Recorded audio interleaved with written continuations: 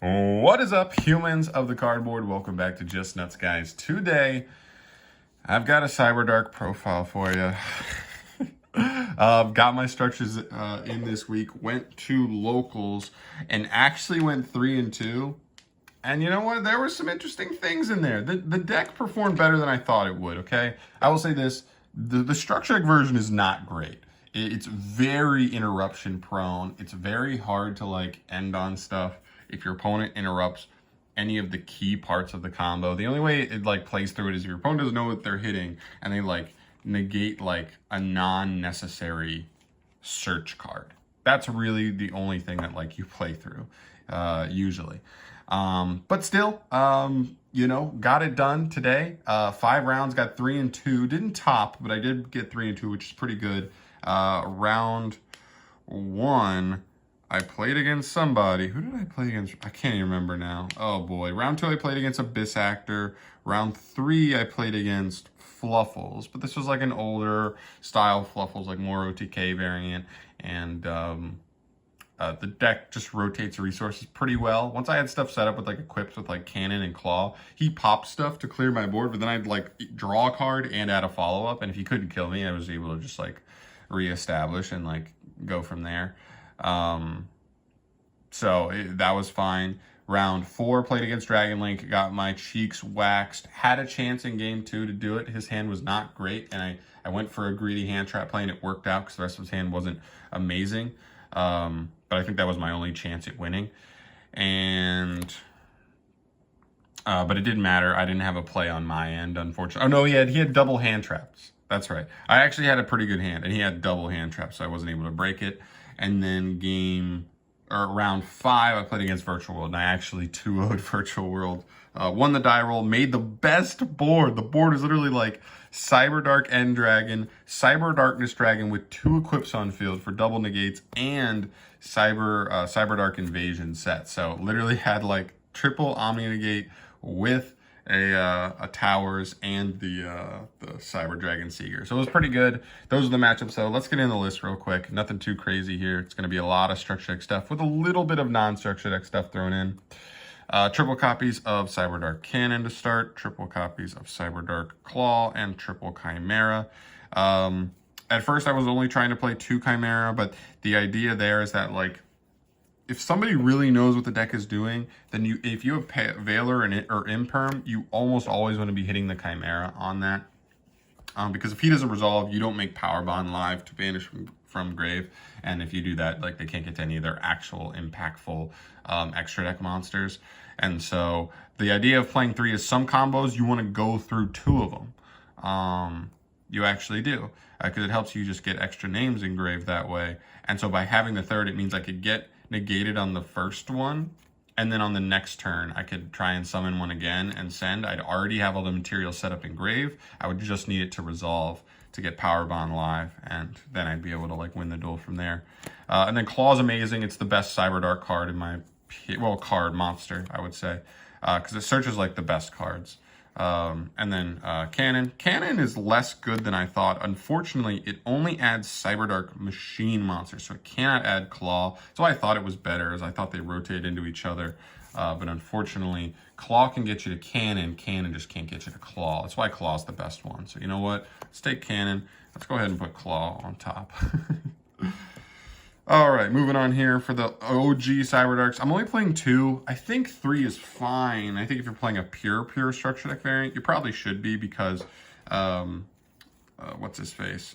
Chimera's effect to dump only can dump a name that's not already engraved. So that's why I just opted to play 1-1. I think otherwise Edge is by far and away the best one just because it has, its effect is the most relevant, letting you like poke for game and stuff or win in time. But generally, other than that, if you're playing the Chimera build like we are here, you want to play different names just so you can have the ability to send and fill up that graveyard. Because if you can't, you actually can be in some trouble and end up with like exactly 4 names engraved and unable to make the Cyber Darkness fusion. They also do come up sometimes in like control situations where like every turn you're literally just going like normal summon, equip claw, go battle, attack, send something from extra like an Intis or something, and then pass. And if your opponent removes it, you're going to get an add back from claw for horn again, and then you can horn back the claw and keep doing that stuff, which is pretty cool. For the Cyber Dragon package, you have to play it, unfortunately. Like, Cyberdarks just don't do enough on their own. You need this stuff, specifically core. Core is the big one because a lot of your combos actually like go through core. Because Cyberdark Horizon can search, or Cybernetic Horizon can search core, it's really, really good. And core can search all of the cyber spell and traps. In fact, there's a new card that core can search, but none of the Cyberdark cards can search. We'll get to that in a sec. But yep, pretty standard here. I would say I drew these all the time today. Oh my gosh. And I get it's like kind of a 3-of when you put them all together, but I drew this card so much today. It's insane. Drew Nasher a couple times, drew hers. Hers is the best one to draw because you have the discard off of Horizon. And so if you discard him, send core, you just add core back from hand and then still search any other cyber card. It's pretty good actually. So that card's just crazy. I mean, that's the best part about the deck is definitely like the search spells. And the last monster I played was Gamma. This is not part of the structure deck, but you know what? I'll tell you this. This card was ass today. I thought the idea was you pretty much do like 5 searches before you even commit a monster to the field for the first time. And so somebody who didn't know the deck, I figured they would ash like Cybernetic Horizon seems like a scary card. Realms, just a Rhoda, and they think like, oh, if I keep them off, if I can't don't let them resolve Realm, they can't do anything, whatever.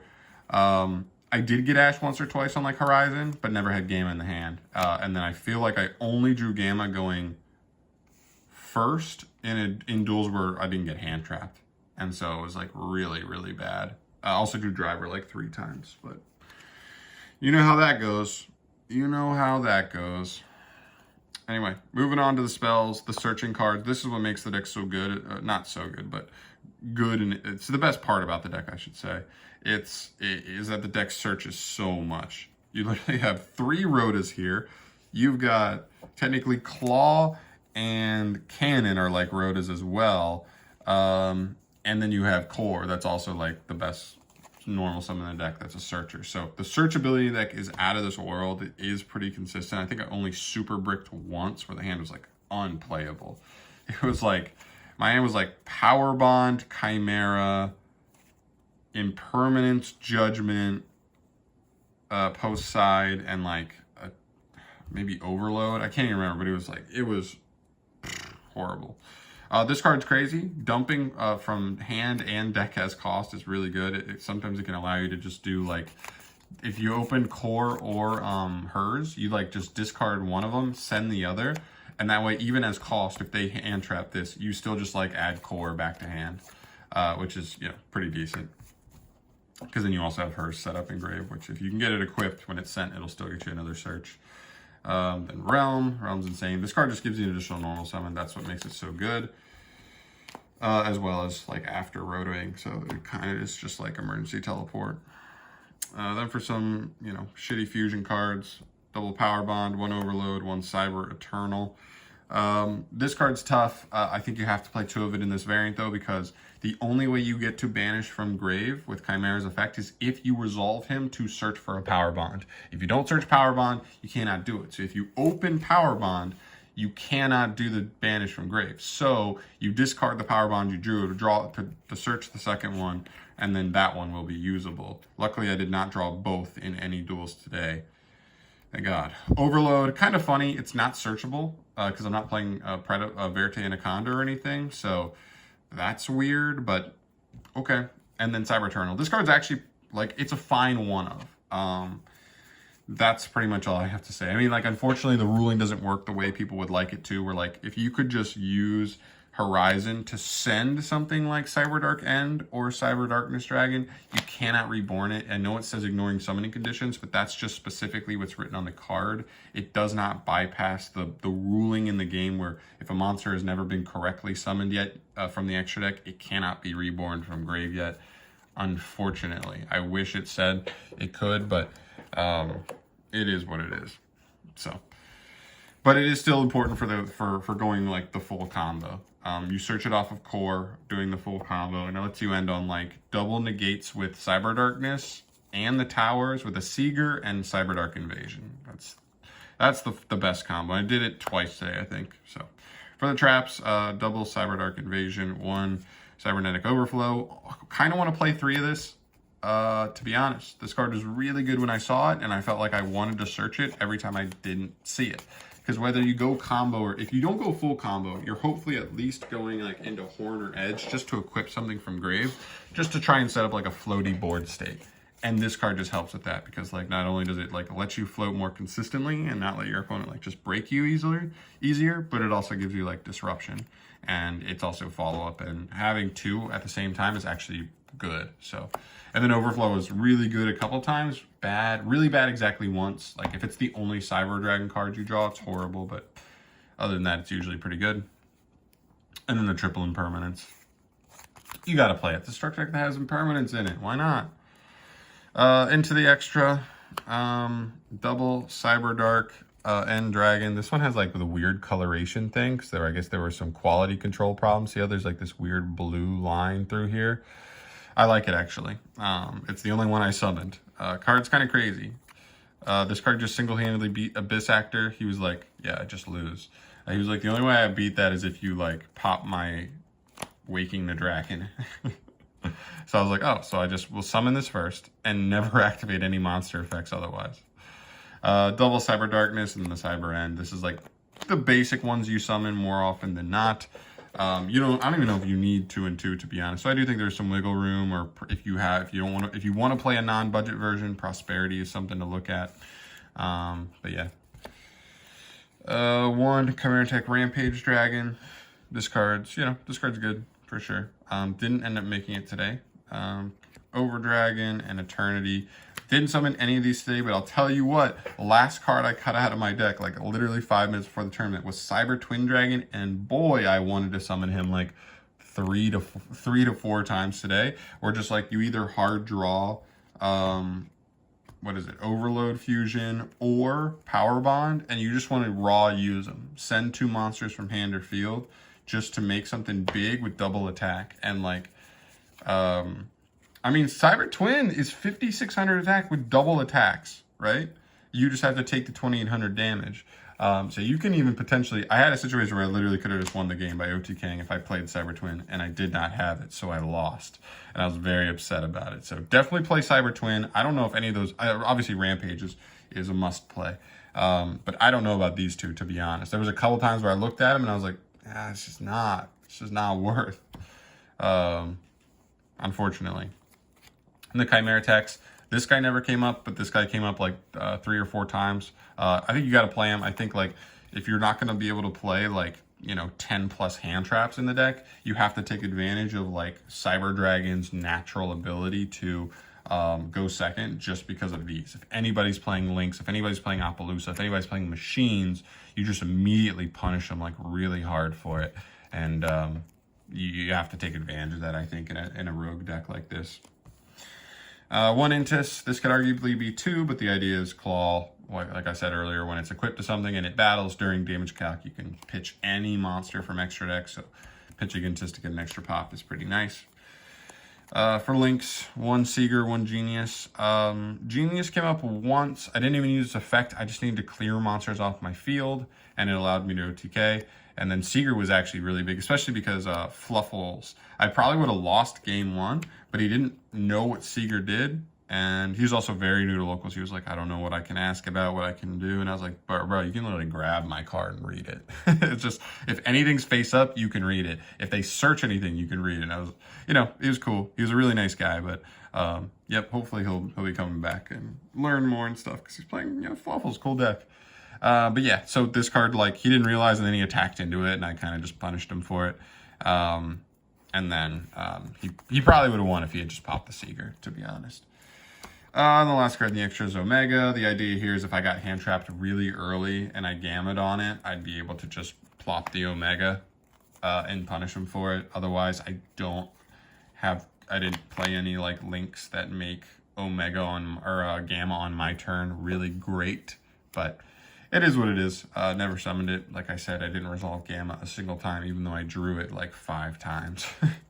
Crazy. The side deck's so generic. I literally put this together in like 2 minutes. Like Nibiru, Pank, some Kaiju in case I randomly play Drytron, just clear their guy and then just make a towers. The Dark Rulers, sometimes you could just play into a board, negate their whole board, then make a towers. Blowout, back row removal, black row decks, and then Judgment. Judgment was the only card I saw today, and I think I just pitched it off of Chimera. So, yeah. But all in all, I can't complain. 3-2, and I honestly played some, some decks that were a little tougher. Like lost to Dragon Link, but I beat Virtual World, beat Abyss Actor, beat Fluffle. I can't remember what the last deck I played against was, but whatever. Oh, Despia. I lost to Despia round 1. Brutal. His hands were crazy. Holy crap. I just remembered that. He opened his game 1 hand. I went full combo. And he opened Nadir Servant, Fallen of Albaz is a normal summon to super poly me. The Field Spell Fusion for Despia, their Quick Play, and Shaddoll Fusion. That was his 5-card hand. His hand was insane. It was literally the 3 best cards in his deck, all in an opening hand.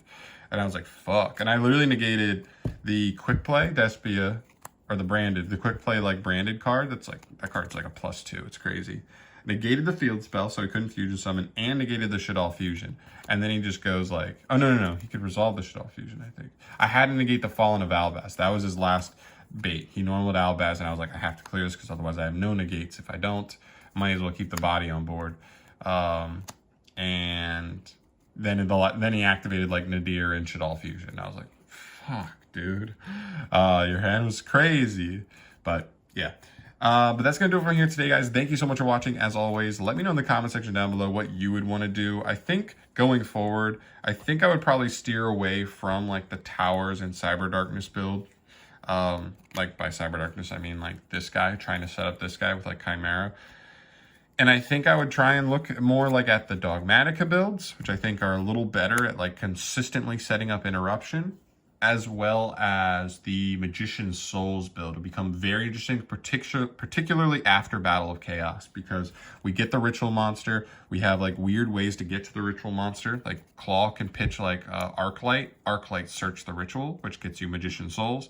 And then what's really cool is with Souls, you send your equips, and if it's Claw and Dart and Cannon or hers, you literally get draw 2 off of Magician's Souls, and then you get to add from grave, add a card with hers, and then draw a card off Cannon. You get so many resources. It's crazy. So you just need to make sure you have a build that you have cards that you want to draw into after resolving that. So really, really cool. Definitely some fun stuff there. I got to take a look more at those builds, but probably got to wait for some reprints as well as Battle of Chaos to try out the Magician's Souls build at least. So cool. Maybe I'll revisit this in the future, but that's going to do it for here today. Thank you so much for watching. As always, I will see you in the next video.